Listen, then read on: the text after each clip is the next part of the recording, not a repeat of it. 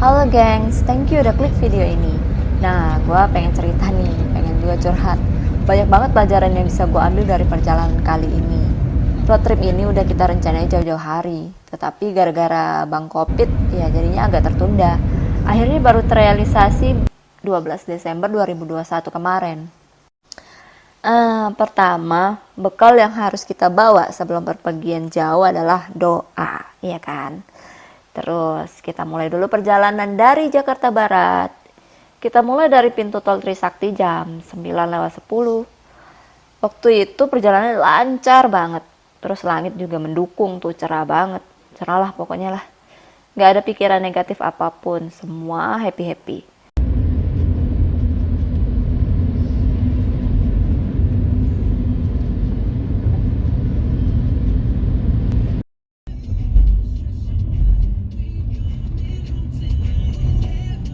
Nah, sekarang kita masuk ke gerbang tol Cikampek Utama.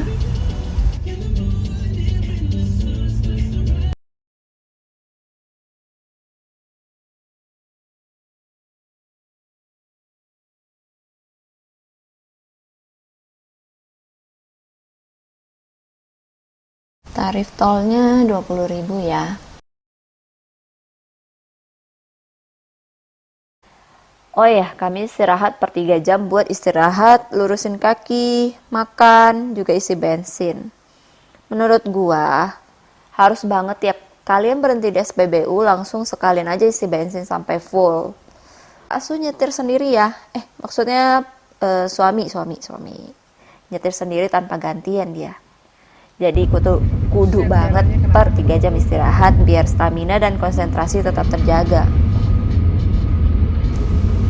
Nih kalau lewatin tol kayak gini nih gue paling demen deh lihat yang ijo-ijo sepanjang jalan, kayaknya mata tuh seger gitu.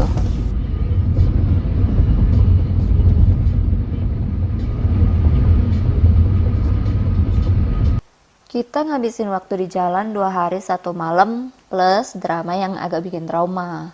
Tapi please ya, kalian jangan berasumsi negatif dulu, dengerin dulu cerita kita sampai selesai ya. Takutnya ada netizen yang bakal bilang, siapa suruh video sambil nyetir. Enggak ya, yang ngambil video tetap aku. Tapi waktu kejadian itu pun emang gak lagi pegang HP, semua lagi fokus sama jalanan. Ya nanti deh gue ceritain deh secara rincinya ya. Oke, sekarang kita udah nyampe di gerbang tol Palimanan.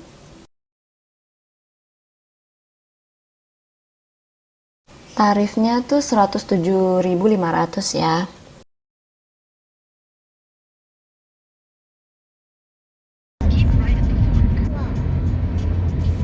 Nah ini gue orang belum pernah ke Bali lewat jalur darat ya. Ini baru pertama kali jalan jauh sampai ke Bali. Kita orang tuh cuman ngandelin GPS-nya Google Map aja.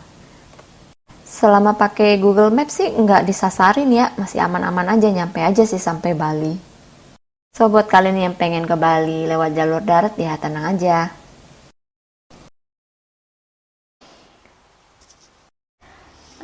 Semua udah kita persiapkan dengan baik. Hotel-hotelnya juga udah kita booking. Nah, masing-masing hotel tuh bakal kita bahas di video yang lain. So, kalian jangan lupa subscribe dan juga pasang notification. Biar nanti kalau kita upload video baru, kalian bisa lihat deh kita kemana aja. Hotel-hotelnya kita dapat harga pandemi. Tiap hotel udah plus tempat wisata, jadi kita tuh udah excited banget deh pokoknya. Waktu kita orang jalan tuh pas banget lagi low season, jadi memang kendaraan lagi nggak banyak. Jalanan tuh lancar-lancar aja. Nah ini kita udah nyampe di Jembatan Merah.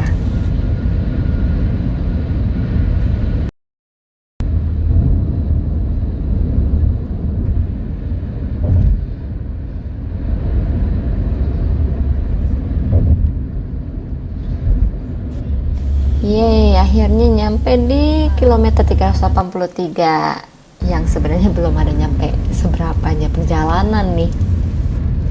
Mulai hujan rintik-rintik. Tapi sih gue pribadi menikmati perjalanan ini ya karena kita lebih punya quality time sama keluarga kita. ngobrol bareng di mobil, terus hahaha di mobil sama-sama. Kalian juga berasa nggak kalau lagi perjalanan kayak gitu daripada waktu di rumah bareng keluarga? Kalau di rumah kan rasanya pasti masing-masing punya kegiatan masing-masing, yang satu nonton lah, yang satu lihat HP lah, ya banyaklah kegiatan masing-masing ya. Mama curhat deh jadinya, sorry ya. Sip, sekarang kita lanjutkan perjalanan. Sekarang kita nyampe di gerbang tol Kali Kangkung.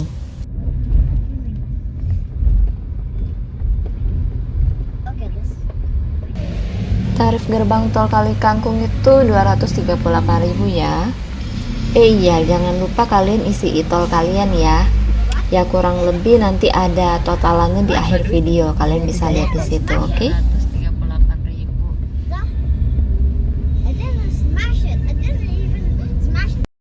Sekarang udah jam 4:08. Kira-kira perjalanan kita tuh udah memakan waktu selama 7 jam.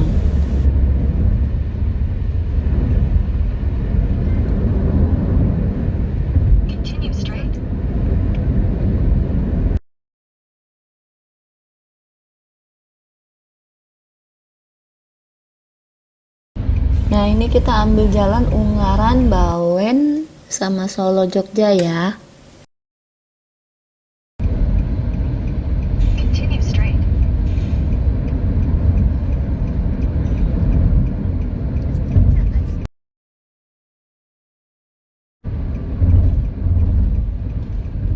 Ungaran, sebelah kiri.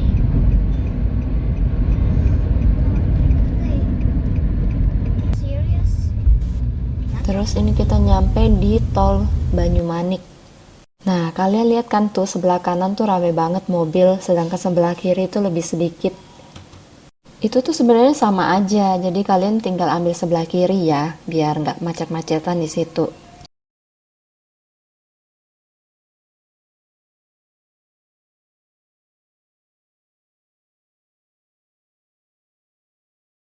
Terus di gerbang tol yang ini cuman tap aja.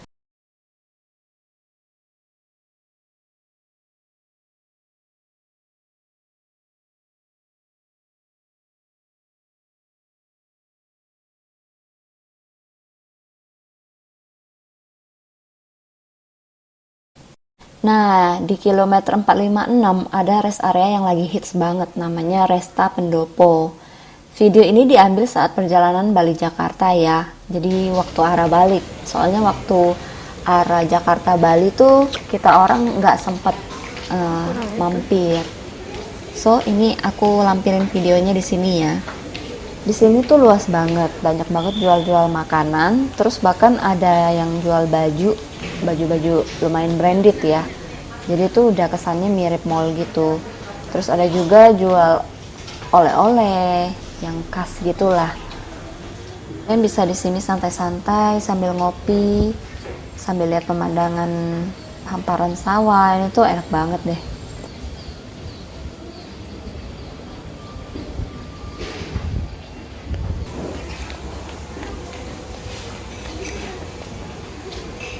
Goyang.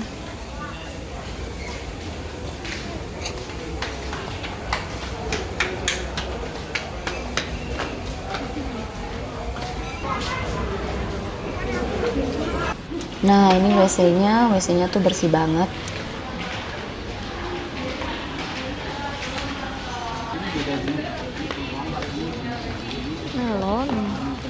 Melon. Nah, kalau untuk teman-teman yang beragama Muslim bisa sambil beribadah di sini. Di sini tuh ada musola yang lumayan besar ya. Uniknya rest area ini kalian bisa mampir saat kalian pergi atau arah balik. Dia tuh punya jembatan yang menghubungin satu sisi ke sisi lain. Jadi kalau misal kalian kelupaan beli oleh-oleh, boleh banget nih beli di sini.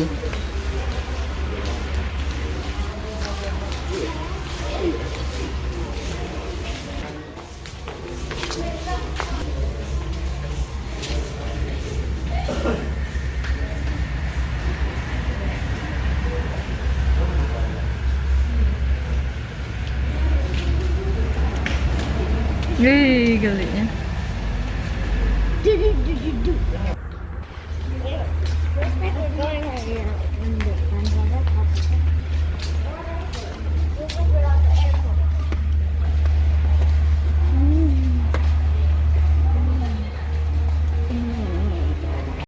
seneng banget di sini, mereka bisa lari-larian soalnya udah sepanjang hari di dalam mobil kan. Terus di sini juga ada liftnya. Jadi bagi yang bawa stroller atau kursi roda ini tuh udah nyaman banget di sini.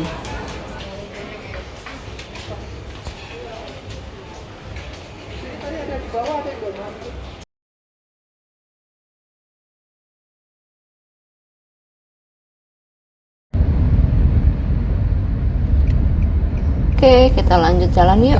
Mobil tadi. Nah, jalanan ini tuh udah lumayan naik turun ya, tapi nggak gitu berasa sih. Udah berasa dingin ya?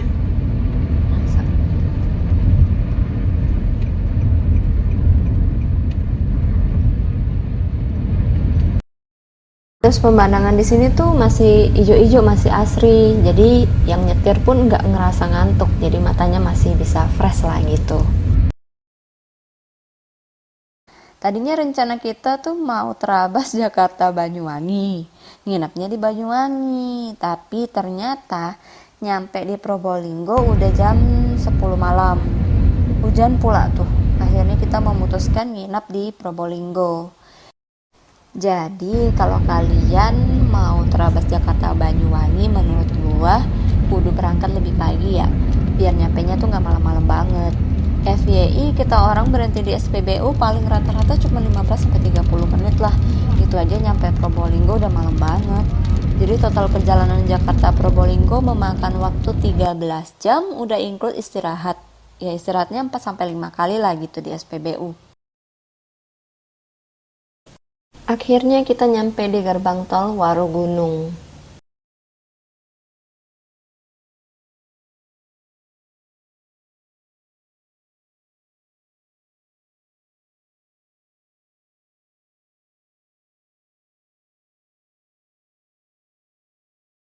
Tarif gerbang tol ini 357.500. Walaupun jalanan ini gelap tapi masih banyak mobil yang lalu lalang sih, kita masih ngerasa aman dan masih oke lah ya.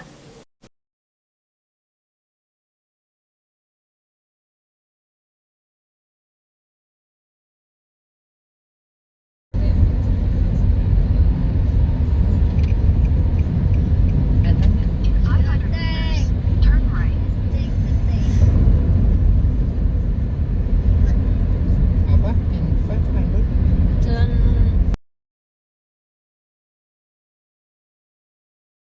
Next kita nyampe di gerbang tol Kejapanan. Lumayan rame nih ya tolnya.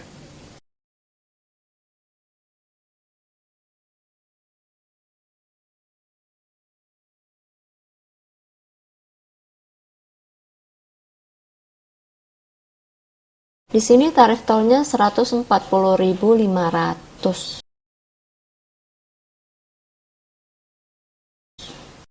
Perjalanan malam hari tuh harus lebih awas sih, jadi harus lebih konsentrasi.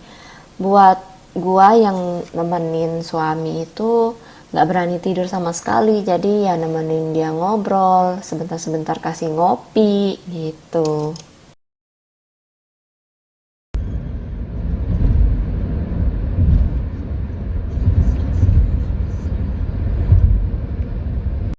Nah, di sini kita ambil jalan Pasuruan Malang ya.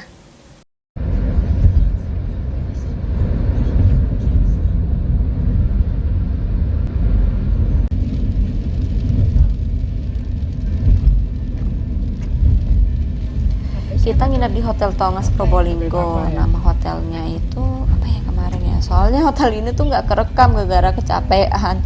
Tapi ya udahlah ya. Namanya apa ini? Namanya apa sayang? Thomas. Thomas. Tarif tol di sini tuh 64.000 ya. Udah capek Dani, kita istirahat dulu ya. Sampai jumpa besok pagi. Nah, udah pagi nih. Kita melanjutkan perjalanan ke Pelabuhan Banyuwangi yang diperkirakan 4 jam perjalanan menurut Google Map ya.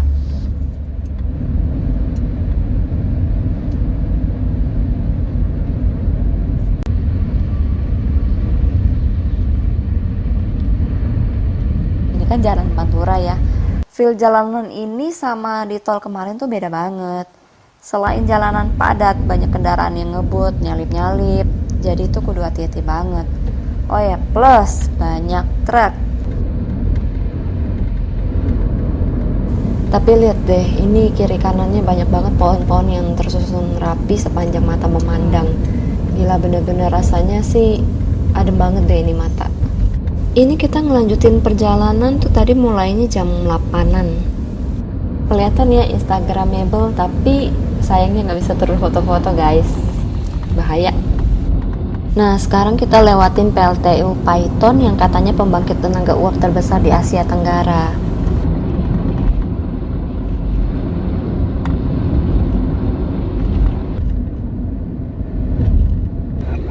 Benur lobster.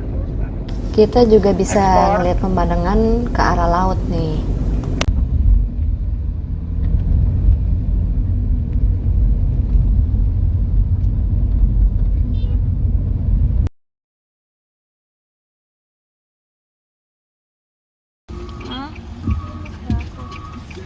I got the glass on the bathtub. Nah, sekarang gue mau cerita tentang kejadian yang lumayan bikin trauma ya. TKP-nya itu di Situbondo. Udah 3 jam perjalanan dari Probolinggo. Harusnya kan kira-kira 1 jaman lagi tuh udah di Pelabuhan Banyuwangi ya. Padahal nih ya, waktu itu kondisi tuh lagi padat merayap, gak ada yang ngebut, lagi macet gitu lah. Kita jalan juga pelan-pelan banget, gue juga gak ada ambil video sekitar kejadian, semua santai lah ngobrol-ngobrol. Tiba-tiba truk itu gak tahu kenapa nabrak dari belakang, lumayan kenceng karena kaca sampai pecah semua berhamburan ke dalam, terus sampai penyok. Untungnya dan gue bersyukur banget gak ada yang terluka, semua aman. Karena di belakang juga kan memang tempat taruh barang ya, jadi nggak ada orang di situ. Beruntungnya lagi ada polisi yang berada di sekitar lokasi, jadi beliau membantu kami tuh menyelesaikan masalah dengan si supir truk. Kami pun dibawa ke kantor polsek yang nggak jauh dari TKP untuk nyelesain masalah ini secara kekeluargaan lah ya. Terjadilah perundingan antara Pak Su sama si sopir soal ganti rugi. Nah, intinya si sopir ini ngaku salah. Terus Pak sopir nelpon ke bosnya nyeritain tentang kejadian ini. Dan pada intinya itu bersedia mengganti semua kerusakan mobil kita. Kebetulan truk yang nabrak kan juga dari Jakarta, jadi bakal diberesin di Jakarta. Perundingan itu tuh memakan waktu 4 jam. Kita dibuatkan surat perjanjian oleh polisi supaya kami ada pegangan bahwa mereka akan bertanggung jawab. Kami juga menahan STNK truk. Dengan adanya kejadian ini sebenarnya udah agak down dan gak mood liburan. Tapi dengan pertimbangan perjalanan udah ditempuh sangat jauh, hotel juga udah di booking dan gak bisa dibatalin lagi, mesin juga gak terganggu, lampu belakang juga masih aman, masih bisa berfungsi dengan baik. Kami juga gak ada yang terluka, itu yang paling penting. Jadi kami memutuskan perjalanan kami kembali.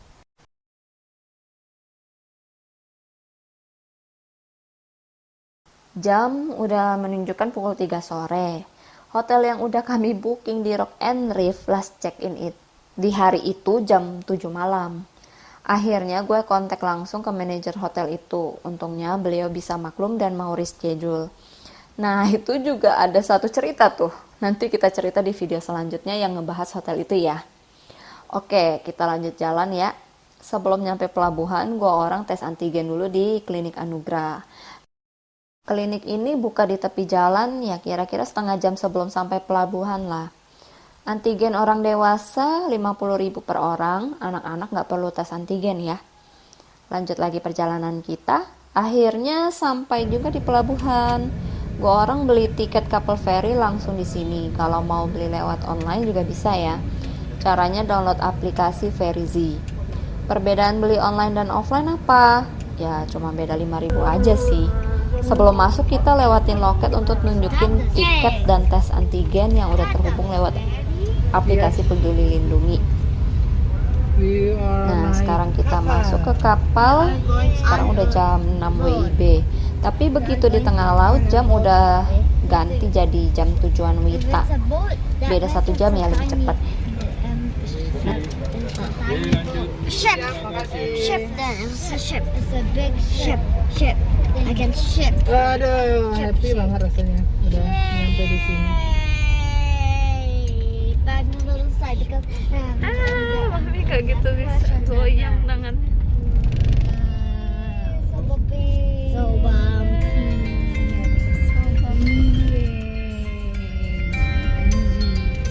Yay.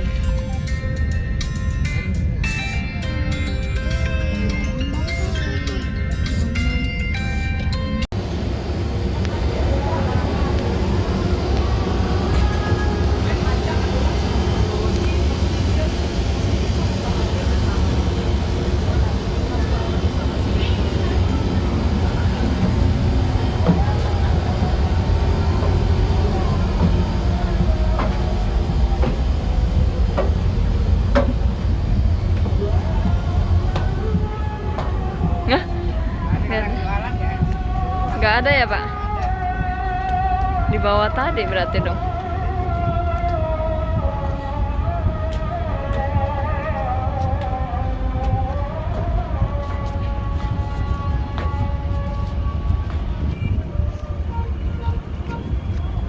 Katanya nggak boleh itu. Jangan broccoli.